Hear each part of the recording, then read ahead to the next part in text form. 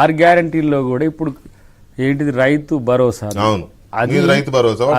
అది భూమికి ఇవ్వాలన్నా రైతుకి ఇవ్వాలనే దగ్గర ఇప్పుడు రేపు మొడాలిటీస్ ఆల్ పార్టీ మీటింగ్ అవుతుంది. వాళ్ళని పెడతాము, ఎవరికి ఇవ్వాలనో వాళ్ళు కూడా చెప్తారు వాళ్ళ భాష.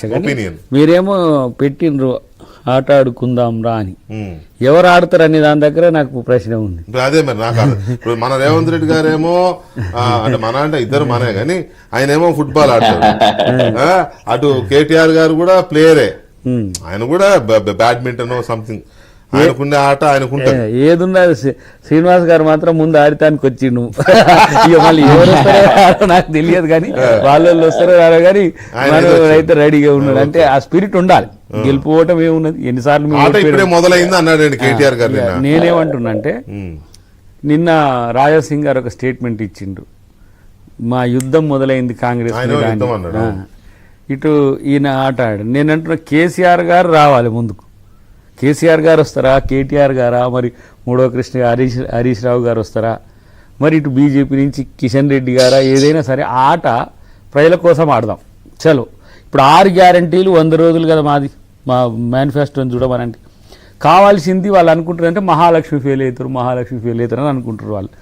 మహాలక్ష్మికి అసలు పోనీ ఇప్పుడు మేము శ్వేతపత్రం ఆర్థిక అంశాల పట్ల విడుదల చేయలేదుగా, వాళ్ళని చెప్పమనండి చేతిలో నగదు ఎంత ఉందో, చేతిలో నగదు ఇప్పుడు ఇమ్మీడియట్గా మనం ఒక పథకానికి కేటాయించాలంటే వాళ్ళ దగ్గర లేదు లెక్క. ఇప్పుడు చేతిలో నగదు రాష్ట్ర మేము ఇచ్చిన రోజు 22,000 crores సర్ప్లస్ రెవెన్యూ ఉంది, రాష్ట్ర విభజన రోజు ఉన్నది, అటు డెఫిసిట్ రెవెన్యూ ఉన్నది, అటు 60,000 వేసినాం, ఇటు 20,000 అప్పేసినాం. ఇప్పుడు ఆర్థిక అంశాల పట్ల వాళ్ళకి అవగాహన ఉందంటే ఇక ఈరోజు చేతుల నగదు ఉంది, రైతు బంధు ఎందుకు ప్రకటించమని హరీష్ రావు గారు అడగాలి. రైతు భరోసాతో పాటు అదేంటిది కార్మికులకు ఇచ్చే బీమాకు సంబంధించి కూడా చర్చ జరుగుతుంది. నేనేమంటున్నాంటే ఇది టూ ఎర్లీ, ముందుకు వచ్చేసి అప్పుడే వాళ్ళు 6 పథకాలు మొదలు పెడుతున్నాం. బస్సులు మొదలు పెట్టంగానే ఆటోలో ఏడుస్తున్నట్టు వేస్తున్నారు. ఆటోళ్ళకి వేసేది కూడా ఆటోళ్ళకి ఏం చేస్తామో రేపు చెప్తాం. కానీ మహిళలకు ఫ్రీ ఎట్లా ఇస్తారు మీరు అన్నారు, మహిళలకు ఫ్రీ ఇస్తే ఆటోలు పోతున్నాయి అంటారు. ఆటోలకు సంబంధించిన అంశం పక్కన పెడితే 200 యూనిట్లకు ఫ్రీ విద్యుత్ కూడా ఎట్లా అనేది చూస్తున్నాం. ప్రభాకర్ రావు గారు ఎందుకు రాజీనామా చేసిండ్రు, రాజీనామా చేసి లెక్కలకు రమ్మంటే వారు కూడా టీఎస్పీఎస్సీ చైర్మన్ గారు వారు జనార్దన్ రెడ్డి గారు రావాల్సిన అవసరం ఉంది. మీ వాళ్ళు ఆడితోళ్ళు అందరూ అంగిలా వేసుకొని వెళ్ళిపోతుండ్రు, ఎవరు ఆడేదని నాకు ఇప్పుడు డౌట్ వస్తుంది. కాబట్టి ప్రజల కోసం డెఫినెట్గా ఇచ్చిన 6 గ్యారంటీలు అనేది వాళ్ళు 3 లక్షల కోట్లు అంటుండ్రు. డెఫినెట్గా నేను అనుకుంటున్నా 60 నుంచి 70,000 కోట్లతో అవుతుంది.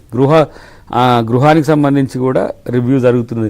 శాఖాపరమైన రివ్యూస్ జరిగేటప్పుడే మనోళ్ళు అప్పుడే అంతా అయిపోయింది అన్నట్టుగా ఏం వదిలేస్తామా చేసే 10 సంవత్సరాల వరకు మీరు నిరుద్యోగ భృతి ఇయ్యలే, ఎవడు అడగలే, 10 రోజులకు కాకముందే వాళ్ళు కడుతున్నారు. బట్ వెల్కమ్ ఇట్, మనం వెల్కమ్ చేద్దాం.